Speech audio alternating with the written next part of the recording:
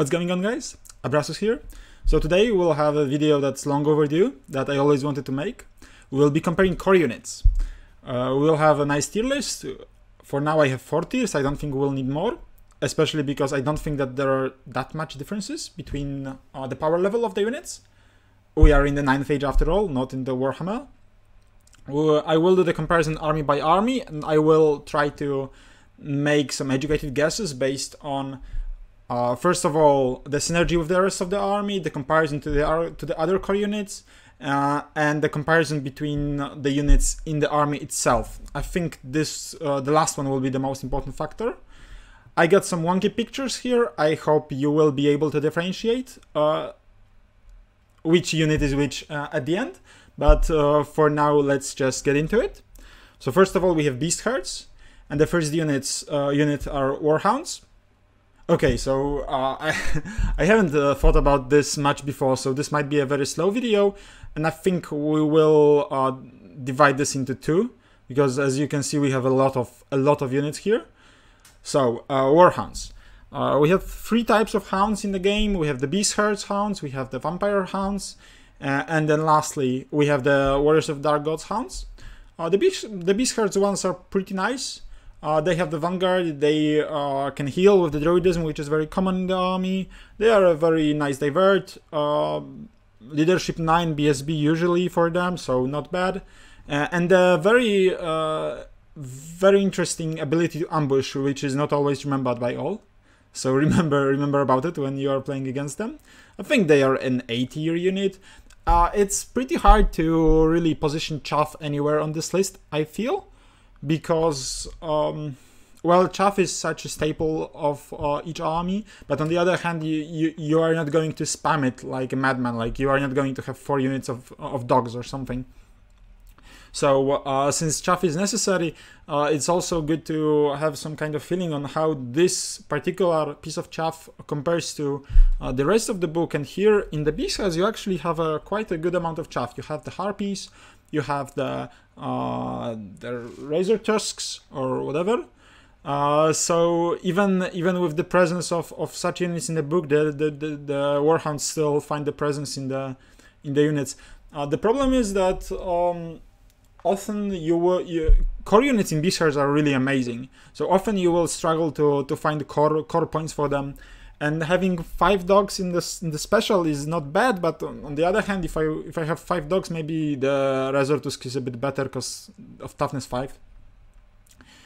Okay, the raiding chariots. Actually, the units of 3 can be used in Beast Core, and probably not that many of you know that because they are pretty much never used, and they will land in C tier for me. I think the main problem is that basically your whole army around can be built around close combat, and for your core you need to have decent scoring units, because from the rest of the army, well, Minotaurs are definitely great, the Centaurs are not that bad, but having ambushing scoring units in core is just essential, and then having units that can help deliver your heroes or that can keep the mage safe is also pretty significant. So since raiding chariots fulfill neither of those roles, then they just don't have a place in core, and in special I think that they don't have a place either. Like I don't remember ever seeing a single raiding chariot. So Mongrels, regular Mongrels, not the shooting ones. I think it's either A or B tier, to be honest. The ability to ambush is nice, and then the big units with the 40 spears and with +1 strength banner are also not that bad.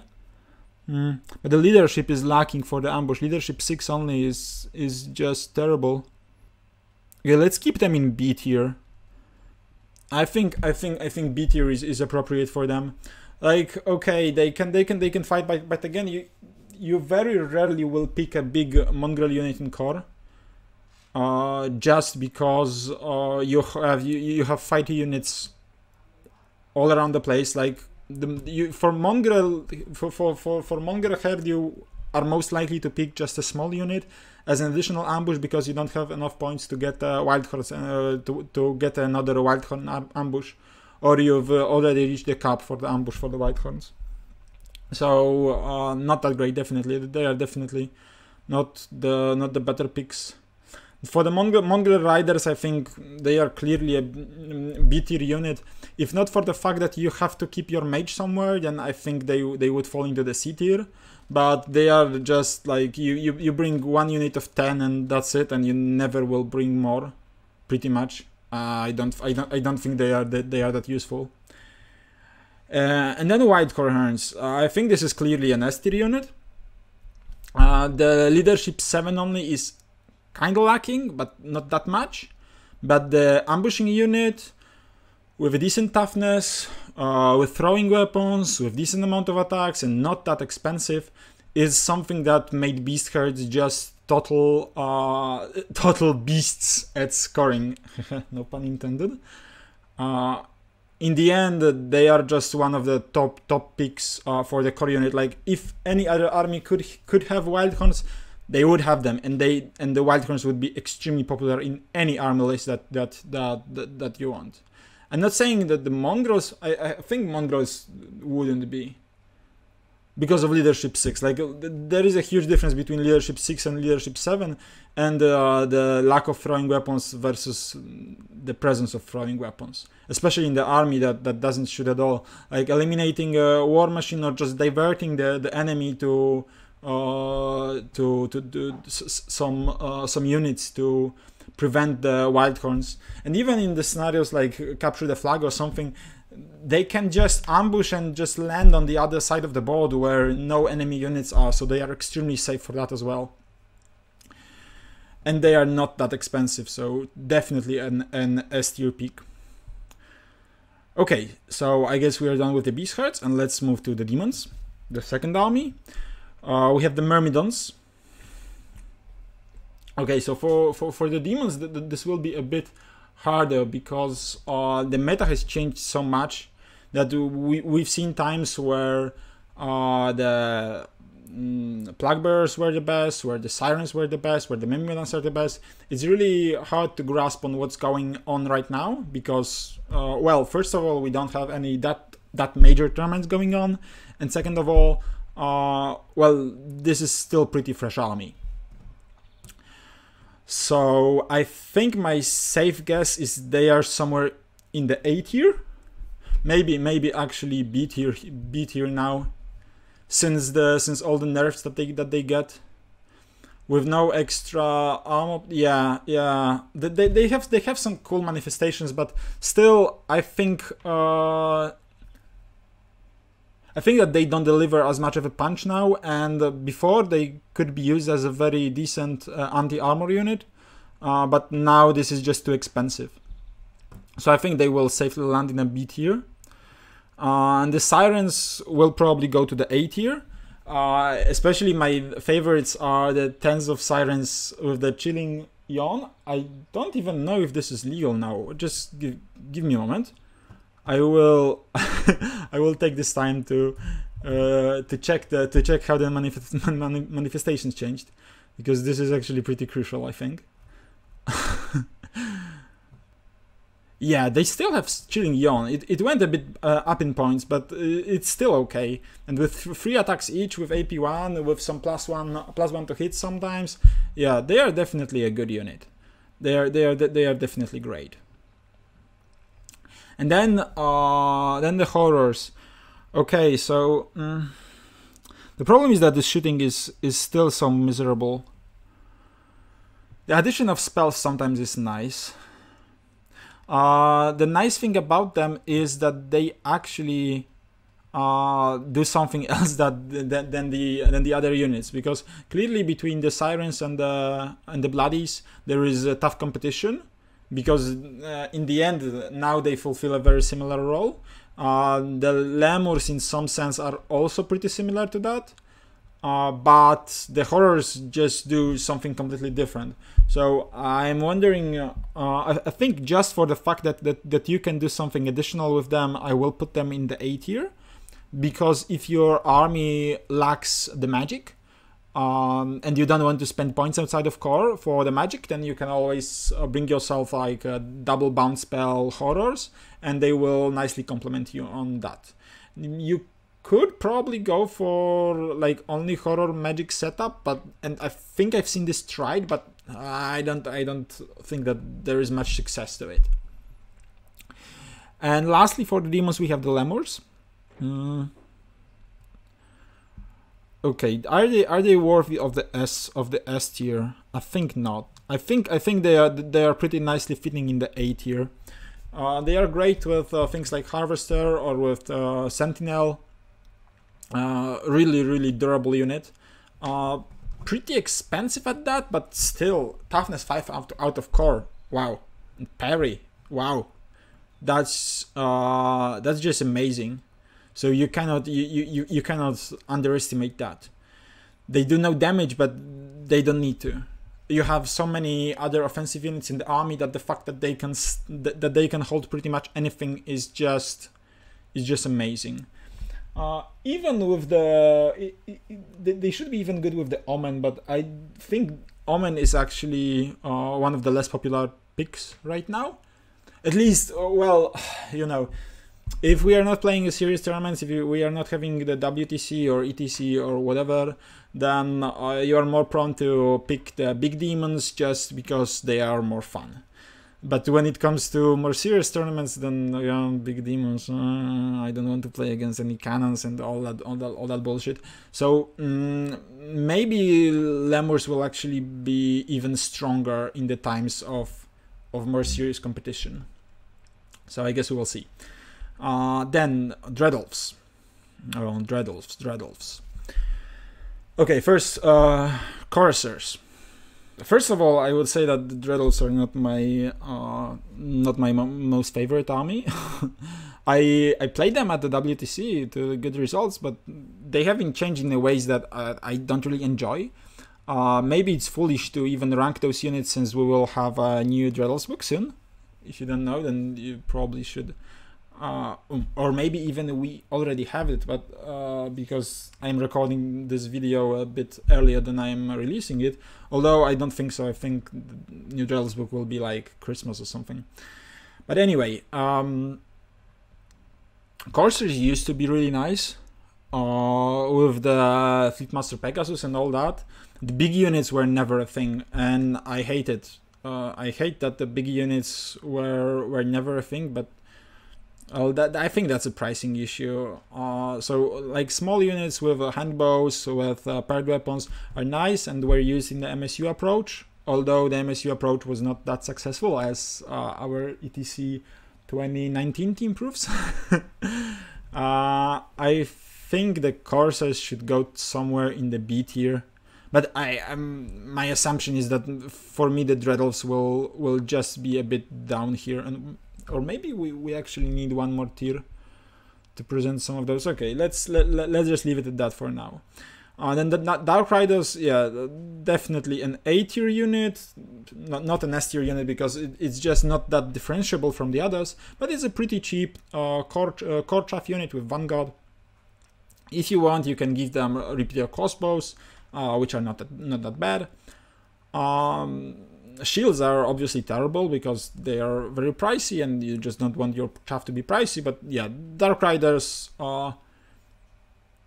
you have alternatives in the forms of Harpies or Medusa, and actually Medusa is a bit more popular recently, I feel, but still, the chaff out of core with fast cavalry, always great. Crossbows, yeah, so that's for me one of the worst core units.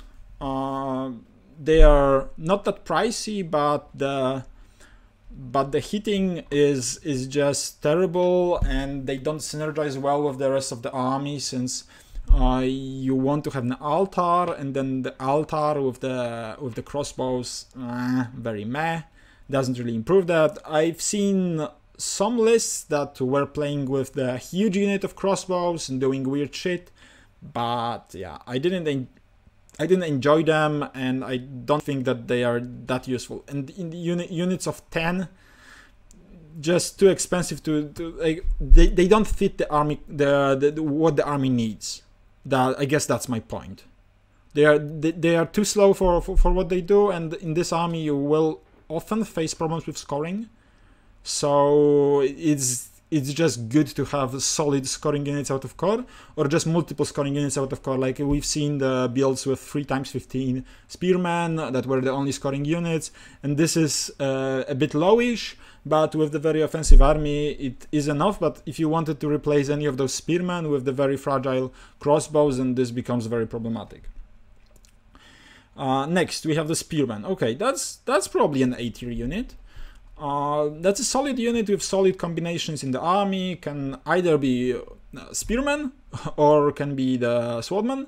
The Swordmen are particularly interesting with the altar. If you have the unit with the altar, you can push a lot of things with the combat resolution. I used this combination on the WTC 2018, I believe. And the big unit of Spearmen also with +1 to wound, with all the spells that the Dread Elves can offer, also okay. And the 15 of Spears are also surprisingly strong, winning those small fights all over the place. So really not a bad unit. Okay, Witch Elves. Dancers, no, not the Dancers. Witch Elves, you all know what I'm saying. So for me it's either A tier or B tier unit, and I think it's pretty hard to decide, because on one hand they are very fragile, but on the other hand, like the unit of 10 witches can do a lot of damage, and then the bigger unit of witches with the rending banner, like 20 something witches, were also popular. I think even Germans used them on their winning team, but I might be mistaken. I'm pretty sure I'm not, but yeah, so what to do with them? I love the models, they are really nice. Would I personally rank them above the units in tier B? They are in a sense very similar to the Sirens, but unfortunately the Sirens have a 5-up ward save, which is just a bit too much. I think I will put them in the A tier anyway, like lower A tier, but A tier nevertheless. They are just better than Corsairs are, I feel, and maybe not on par with the speed. Yeah, the A tier I think is very deserved. Okay, so Dreadlords are done. Dwarven Halls. The army with a huge amount of scoring units, huge amount of scoring units, yes, but core units is what I meant. We have the Longbirds, the Warriors, and the Marksmen. Many people compare things like Longbirds to Longbirds with great weapons to like King's Guard or something, and say that the Longbirds are shit, but I think that Longbirds, in my opinion, are one of the more interesting dwarf units, because they often allow you to forget about the BSB, which is, in my opinion, pretty much priceless, and that's something priceless. Yeah, it's worth like 200 points, right? But that's the thing. The Longbirds are basically the sole purpose why the MSU approach could exist. If you didn't have Longbirds with first of all strengthful throwing weapons, second of all the reroll panic, then the MSU approach would be crippled. And the MSU was something that made dwarves interesting again, at least for some time. Very boring in a sense that a lot of results were draws against the MSU, but very interesting in a sense that was a completely new play style that was available in the 9th Age. So the question is whether I think that this is the reason to put them in the S tier. Yeah, let's put them in the S tier. I think not because of their strength and their amazing stat line and all that, but just because they bring something new, and I love getting rid of the BSB in my armies if I can. So yeah, they are definitely one of the loved units. Okay, and then the Warriors. I don't know, like the options with Spear and Shield and with a 5-up ward save in the first round and 6-up ward save afterwards And then the great weapon options are also pretty great. But they are just a very, very basic bitch unit, I would say. So it's either A or B tier. I think the reason to put them in the A tier is because they are so cheap. They are just so nice in the cheap sense. So they will land here, and I will put Marksman in the B tier, even though Marksman started appearing a bit more recently, I feel. I still think that they are not a very great unit. They are pretty expensive, and the shooting abilities are pretty trash, so let's leave them in the B tier, and let's just hope that someday they may raise above that. Although the fact is that there are not so many light shooting units in the dwarf. Okay, there are many units that can shoot that have light shooting in the dwarf's army, but pretty much all of them are bad. Like Forge Wardens, terrible, Rangers, and then the Crossbowmen and the Marksmen. Yeah, nah. Just not great. The dwarves have a very nice medium to strong shooting in the form of the copters, in the form of the machines, but light shooting. But I don't think that this is supposed to be the strength of their army, so maybe that's good. Okay, Empire. The Knights. That's okay. I think I will leave them in the B tier unit, just because you have to very much build around them for them to work. As a standalone unit, they are pretty much terrible. I think it's nice to include something like Knight Commander in them, just because the ability to get orders and the ability to be a parent unit is so huge. But by themselves, they do no damage. That's not what they are supposed to do in many senses, because they are just a one-up unit from core. What more can you expect? And they are relatively cheap at that. But maybe A tier then. Let's leave them at B tier. I just can never expect that much of them. They just feel like kind of a burden on the battlefield. But on the other hand, from the tactical perspective, they are excellent. In the sense that, yeah, you can put the units in them. Then if you have the Knight Commander, then you can give them you can put heroes in them. If you have Knight Commander, you can give them orders, and then the heroes are extremely fast and all that. But it's just a bit too much for me to justify putting them a bit higher. Okay, Heavy Infantry. That's an easy no-brainer S tier pick. That's just amazing unit, I feel. The countercharge mechanics are, wow. Those are the things that make your units unchargeable. In fact, so if you could have only the 20-man unit of heavy infantry, I would still put them in the S tier. And then you also have the ability to have a very big block of 40 to 50 of them with Rending Banner. With spears or halberds, very hard block to chop, and you only need like a prelate that will give them hatred to make them very much stronger. So definitely an S tier pick. If all the armies had the counter charge mechanics, then that game would be just so much different. This is one of the most broken mechanics in the whole game, in my opinion. Okay, Militia. Yeah, that's a C tier unit in my opinion. They are just too expensive. They got all this fancy stuff, the bow, the pistol, the additional hand weapons, but you cannot justify it with their current price. And maybe they would not be that bad as a standalone unit, because yeah, you can have a mage in them, and you can move them freely around, and you don't have to be that worried about your mage because you don't want to enter close combat anyway. But with the heavy infantry units in the core, with the crossbowmen in the core, with the inability to give them orders, they are actually a very shitty unit. Because actually, if you have the mage that is standing in the heavy infantry unit or with the light infantry unit, you have a much higher range of spells if you need them. With the Militia, you will always be stuck with the 8+, something like 24, so with 32, which is good, but it's not great. It's nothing very impressive. But those extra 4 inches that the orders can give you are just amazing for the mage.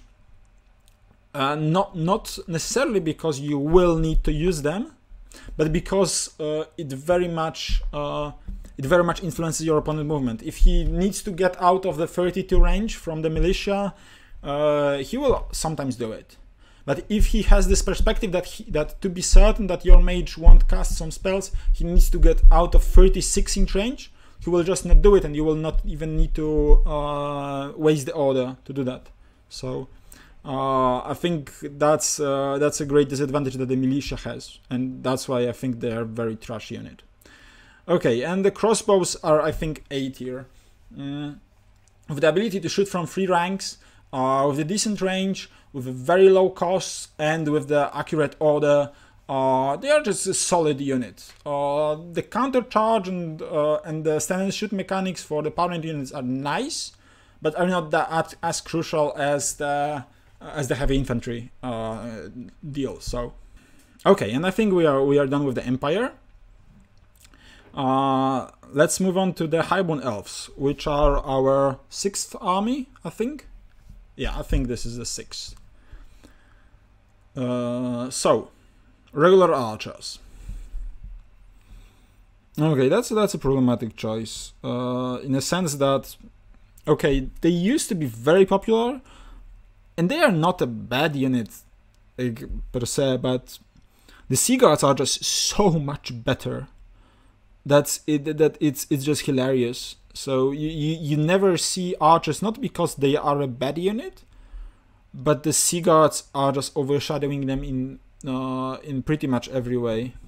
So I will put them in the B tier, although C tier is also pretty convincing for them. But we will have a unit in Highborne Elves, spoilers, that will land in a C tier. That's not hard to point which unit is it. So in the end, well, the 30-inch range is nice, but yeah, the lack of ability to fight and the lack of the crazy special rule just make them a very mediocre choice, or a very poor choice in comparison to the Sea Guard. Okay, in the Silver Helms, yeah, definitely a C tier unit. They are just crazy expensive, and the other problem is that they don't have great synergy in the army. You can build heroes in the Highborne Elves that are mounted and that are decent, but those are not the heroes that are supporting Silver Helms. And buying a big unit of Silver Helms just to give the lookout sir to the hero on horse, it's just not happening. It's just much easier to have the hero on the horse run around by himself, hiding behind other stuff in your army, which is not that hard, and you have a lot of stuff that he can hide behind. So they just have no justification of coming to the battlefield, which is a shame. I feel like the no infantry concept in the Highborne Elves should be possible. But for now, it's just totally not viable. I even presented some army lists that used the Silver Helms as the core fill out, and it was the no infantry concept, but it was very much of a fun concept and not a competitive concept. So let's leave it at that. Spearmen, and they kind of start. The Spearmen kind of start falling in the same category as the archers. Because if you remember Furion's list and lists that many people use, it's like, okay, you have the big unit of Sea Guard, and then you have the unit of 20 Spearmen that can dish out all 20 attacks, and that can be a decent cheap scoring unit. But recently, I've noticed that the 20-man Spearmen can also be replaced by 15 Sea Guards that do not much less than the Sea Guards, but that do not much less than the Spearmen. And with the cost of only 5 bodies, you get 15 extra shots per turn, and you have you again have this crazy special rule that can be applied to a wider spread of your army, than if you only had one big unit of Sea God. So in the end, usually I'd say that they are an A-tier unit because of fight from 4 ranks and all that. But you never see a big unit, and they have just nothing special going for them. Maybe I think I will leave them at the A tier, because with comparison to the Dread Elves cousins, they are still better than the Dread Elves Spearmen. But compared to the Sea Guard, maybe not so much. But I think A tier is justified. And then Sea Guards, as I've already spoken, they are clearly an S tier unit. Clearly one of the best core units in the whole game. Amazing stats, amazing special rule. Only 24-inch shooting, but it doesn't matter because you just want to push anyway with them. And you have amazing synergies with the Queen's Companion and all that. So there's just no way they will go anywhere below S tier. Unless they finally get a justified price. That was maybe a bit closer to what they used to cost when pretty much nobody played them than what they cost now. This is actually a very interesting observation, what happens in Ninth Age very often. Because often there will be a unit that nobody uses. It will get a decent discount, and then everybody will start using it because it turns out it's really just that good. And then they will basically revert the price to the point at which it was before. But since everybody now realized that this unit is really good and it's really decent, and the special rules and they just fit in the army perfectly, the unit will stay on the board, even though the price is exactly the same or very insignificantly lower than what it used to be when nobody played this unit. I think this is very interesting, and it shows a bit of herd behavior in in what the 9th Age players do in the end. So we have Illyrian Reavers as the last unit, and this is very similar case to the Dark Riders. Although here you have a bit worse alternatives for the chaffing units. You have the River Chariot that is semi-chaff, and then you have the Eagle. But I don't think that the Eagle is that viable anymore. I think just Illyrian Reavers, you don't even need that much chaff in the Highborne Elves with all the shooting that you have and all that. So Illyrian Reavers are nice because they can be used as the only chaff unit in your army. They can fill the core, and they can be in general very useful. So let's move to the Infernal Dwarves. I think it's very hard to judge what will be that useful, and especially because I'm recording this pre-patch. So after the patch, probably things will change in the tier list. But let's say I have some prior knowledge of the patch, and I will try to predict the future. Especially, I think it's hard because this is a very new army, and there is just not that much experience. There has been one bigger tourney with them or something, so yeah. Hobgoblins. Okay, so the ability to put the flammable on your opponent, really nice, even though with only 18-inch range, and they are pretty much the same that they used to be. So this seems like an A-tier unit to me. But their position in the army will be highly dependent on a few other factors. First of all, how does the core look like from the Citadel Guards and from the Infernal Dwarves? So if there is a position for them in the core, because they will be highly competing with the slaves for the position as the filling of the core, because your main units will be the dwarves, and if those dwarves will be shooting units, then maybe you would like the slaves for the extra shooting support. And also the question is, how will Hobgoblin bolt throwers look like, and how will the Hobgoblin riders look like? Because both of those units are competing in a sense that they also can inflict flammable on your opponent. If those units get more expensive, then obviously the Hobgoblin usage will rise.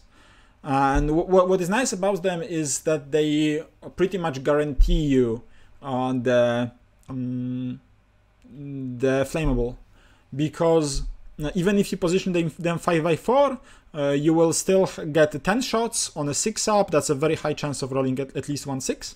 And with Hobgoblin Wolf Riders, the probability is much lower, because you always have at most 5 shots, and if you get reduced only by 2 or 3, then you will often, then you will more often than not get the flammable off, which can be terrible.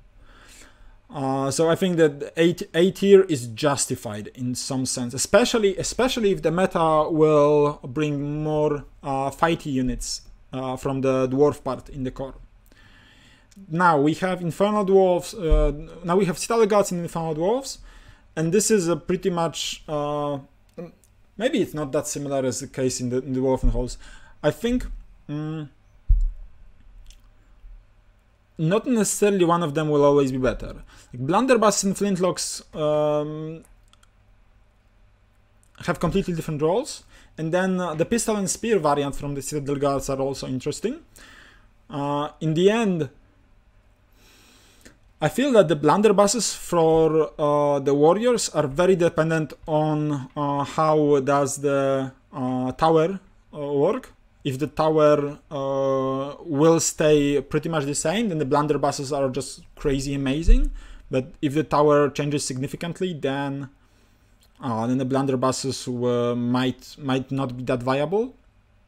The great weapon option on the Infernal Warriors, also kind of interesting. Especially if they get any boost to their cold combat abilities. So I think it's really hard for me to position them in the tier list. What is nice about Infernal Dwarves is that the synergies are pretty much automatic, but they are very, the units are very intertwined, so they really work together well. But so it's pretty much hard to put those units aside, and I think neither of those deserve the S tier. Okay, so maybe let's put the Infernal Warriors in the A tier, and then the Citadel Guards in the B tier, because I don't like Flintlocks that much. I just feel like the blunderbusses are just a better option. And then the slaves, okay, so the problem with slaves is that they are not scoring. Yeah, it's not that much, but yeah, just being not scoring and feeling the core units, I'm just not sure.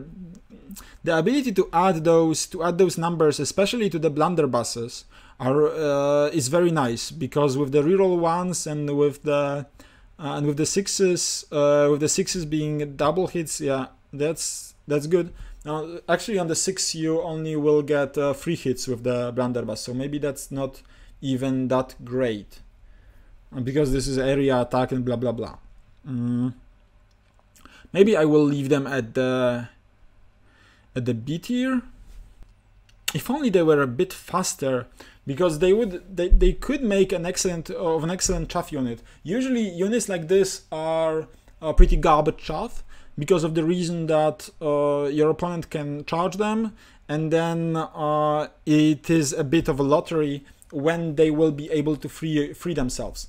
But since the leadership of the slaves is so low, then you can just not take the general, not take the BSB, and flee whenever you want to flee, not when your opponent needs you to flee. So that's a big advantage. But they are movement 4 on 8, so that's not great. That's definitely not great. And I don't really see. Okay, there are ways in army to make them a bit faster, but they are not that great either. So let's leave them in tier B for now. Okay, and Kingdom of Equitane, the last army that I will be talking about in this part. And we'll start with the peasants. Okay, so peasants are, first of all, the fighty peasants used to be a very interesting, maybe not interesting, very annoying unit at the ETC 2017, where you could run a lot of them with the reliquary, and they were like crazy cheap, and they were unkillable units. and yeah, that was just super bad. And super unhealthy in my opinion for the game, because it just forced a kind of a corner hammer position where you cannot really get through like 250 peasants. You get shot on by a trebuchet at the time and by the peasants with the bows. And at the same time they could win scenarios, but fortunately now it's kind of over. I think they are not bad in a sense that they still can be used. Okay, so one of the strategies that you can deploy against Bretonnians is just push one of your less important units up front, like zombies or something like this, and then hide the rest of the army in the sense that the opponent cannot overrun through the zombies. And at some point the opponent will have decision either charge at the zombies and then land in the middle of your army with his pens down, or he cannot charge the zombies, but the zombies then will chaff him. So that's a pretty baity way to deal with the Bretonnians, and the unit of like 40 peasants helps to deal with that, and helps to engage in this tactic in the opposite sense. So the Bretonnian can actually push this pretty much worthless unit to the front, and you can either charge them, and with the parry and with the 30 models actually in the starting unit, it's pretty hard to get through them quickly. And then the Bretonnians can countercharge you and just win from there. So the problem with that is that this really forces a kind of passive mindset. And even though they can get some good leadership, they are not that very good unit to put somewhere on the flank. So I just feel like they don't really fit the spirit of the army, in the sense that they don't help, they don't often help with the things that you need help with. I think they are clearly in the B tier, in the sense that okay, you can change one of the units of aspirants for them, but okay, if you are running like a big block and then 2 or 3 small blocks of knights, I think 3 is a stretch, but 2 should be very doable. Then you can maybe exchange one of those for the peasants, but yeah, not necessarily something that I'm looking for when I'm playing the Bretonnia. The peasants are clearly a C tier unit for me. The cheap damage that you do is not really significant. Bretonnia is not an army that is looking for something like this.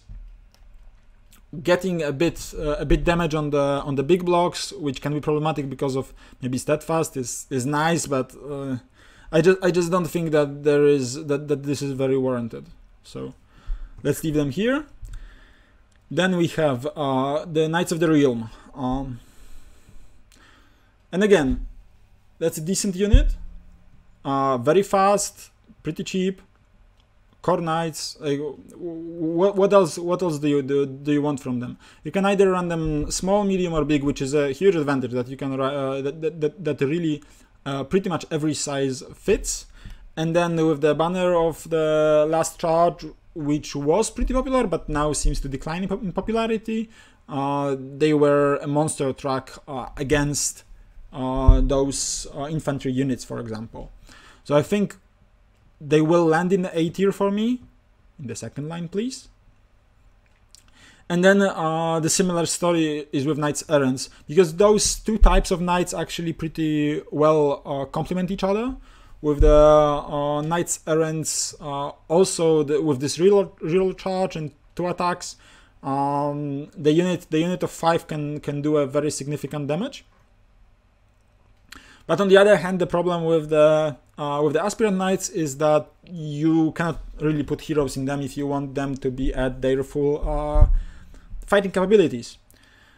And that's why the Banner of the Last Charge realm unit, aspirant unit is not that popular anymore, because if you even join a damsel there, they will lose the real charge, and that was basically the whole point of picking them over the Knights of the Realm, So still, as a small unit, they are really great, and I think okay, any army would like a unit like this. Knights of the Realm, Probably as well, but this is Britannia's specialty. But the Knights of the Realm don't have anything that special that allows them to be a great support unit. But the Errants can both deal damage, can chaff, can score. They are really great. So at this point we'll finish the part 1. How do you agree with my picks? I'm really curious to see that. I will also put a link in the description to this tier maker list. I think you should be able to try for yourself to put those tiers on the units. They're a bit mixed in the sense of the armies, but I think you will handle that. And I will be able to then check the results on how do those differ. So that will be interesting to see. And I think next part should be next week, where we discuss all the other armies. Cheers, have a nice week.